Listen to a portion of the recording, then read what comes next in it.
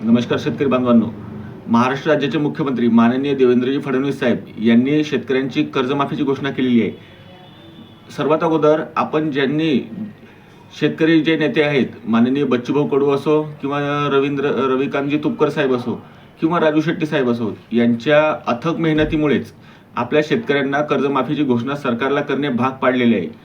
पण याच्यामध्ये एक पात्र अपात्र हा शब्द वापरून माननीय देवेंद्रजी फडणवीस साहेब यांनी एक मोठी खेळी केलेली आहे. या पात्र अपात्र शब्दातूनच बरेच शेतकरी या लाभापासून वंचित राहू शकतात. अजून एक अशी घोषणा केलेली आहे की जे रेग्युलर कर्जधारक शेतकरी आहेत त्यांना 50,000पर्यंत अनुदान मिळणार आहे.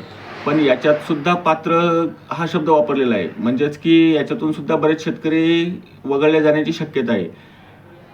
शेतकरी नेत्यांच्या मागणीनुसार ही मागणी जे रेग्युलर कर्जधारक आहेत ते सुद्धा थकबाकीमध्ये घेऊन त्यांना सुद्धा थकबाकी एवढाच लाभ त्यांना देण्यात यावा. पण फडणवीस साहेबांनी याच्यात पात्र अपात्र खेळी करून बरेच मोठे राजकारण केलेले आहे. ते खूप मोठे राजकारणी आहेत, सर्व महाराष्ट्राला माहीत आहे. पण शेतकऱ्यांसोबत राजकारण करून शेतकऱ्यांना ज्यांना राजकारण समजत नाही त्यांच्यासोबत राजकारण करून शेतकऱ्यांना खूप मोठ्या आर्थिक गैरसोयीत टाकलेलं आहे.